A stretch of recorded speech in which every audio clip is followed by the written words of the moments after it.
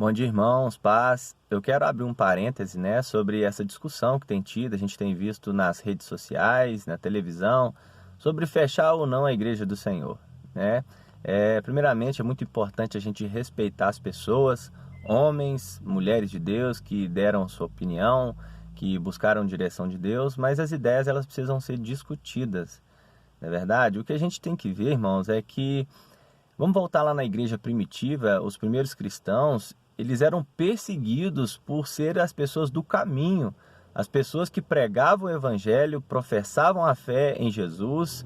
Era um povo que era perseguido por estar praticando a sua fé no Filho de Deus, no nosso Senhor Jesus Cristo. Então, dessa forma, eles eram levados aos coliseus, eles eram martirizados, eram crucificados, enfim, eram perseguidos e proibidos de pregar o evangelho.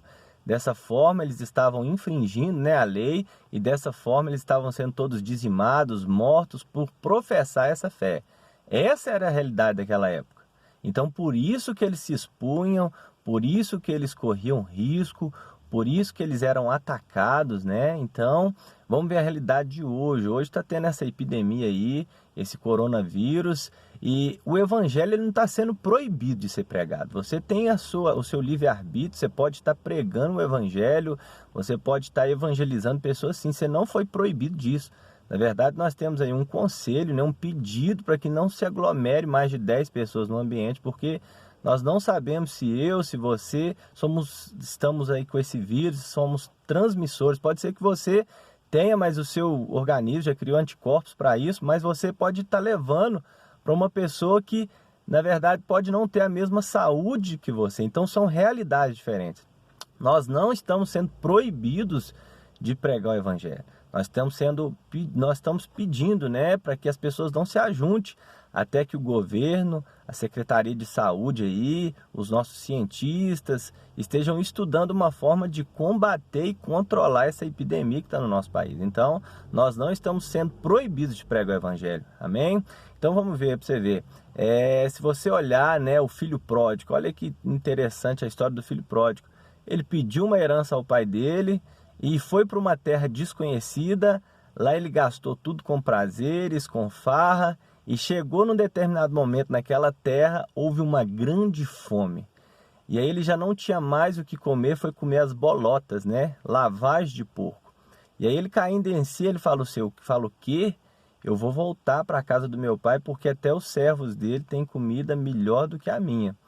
Então, irmãos, naquela realidade lá, eu vejo que o filho pródigo, ele caçou com as próprias mãos, e depois ele mesmo teve que resolver a situação dele. Ele caiu em si. Não fala que Deus foi lá, não fala que Deus mandou um anjo para tirar ele daquela situação. Então, ele resolve voltar para a casa do pai, e o pai sempre está de braços abertos para receber um filho. Então, irmãos, tem situação na vida da gente que a gente vai caçar, a gente mesmo vai ter que resolver, a gente vai ter que correr atrás, né? Ele não teve um planejamento de vida, tem pessoas que não se planejam, não ajuntam, então chegam numa determinada situação igual hoje, ficam desesperadas. Então, não adianta a gente colocar a mão na cabeça, é colocar o joelho no chão, buscar a Deus, porque se ele buscou o Pai, ele nos ensina que a gente tem que buscar o Pai nesse momento. Mas aí eu vejo outra realidade também, o povo escravo no Egito, e Deus dá a direção a Moisés, na última praga, a 10ª praga, fala assim, ó, você pega todas as famílias dos hebreus, do povo de Deus, se reúnam nas casas, que pegue o sangue do cordeiro e passa nos umbrais da porta. Qual que é a orientação de Deus? Ó, eu vou matar todo primogênito. A casa que tiver o sangue do cordeiro nos umbrais, nas entradas das casas, da porta, o anjo da morte vai passar lá e não vai matar ninguém. Então, meus irmãos, era essa a recomendação de Deus naquela época. Então, não adianta falar, eu tenho fé, eu vou estar de fora, não vai me acontecer nada. Não, a orientação é que ficasse dentro de casa. E muito me parece com o que a gente está vivendo hoje. A orientação é o quê? Fique dentro da sua casa. Por quê? Já era uma situação que não dependia do homem. Deus ia fazer a parte dele e o homem ia cumprir a sua. Olha que interessante, quem estivesse dentro da casa, sendo hebreu, e a porta ungida pelo sangue do cordeiro, mal nenhuma ia acontecer. Então eu declaro que se você estiver dentro da sua casa, com a sua família, e que o sangue de Jesus esteja revestindo a sua casa, a sua família, mal nenhum vai te acontecer. Mas não basta você ter fé e falar que não vai acontecer nada e ficar de fora. Você tem que estar dentro de casa, conforme foi a orientação de Deus, e hoje estão nos pedindo que ficamos dentro de casa. E diz que eles ficavam dentro de casa lá, comia, né, a carne do cordeiro. O que quer dizer? Eles estavam em comunhão com a família. É momento de você cuidar da sua família, estar em comunhão com a sua família, cuidar dos seus, né? Até que isso passe, porque eu creio no poder do nome de Jesus, que isso não é uma coisa que nós, eu e você, que não temos conhecimento, vamos resolver. Deus vai fazer isso, Ele vai fazer a parte dele. Eu creio que da mesma forma que apareceu, Deus vai livrar o seu povo.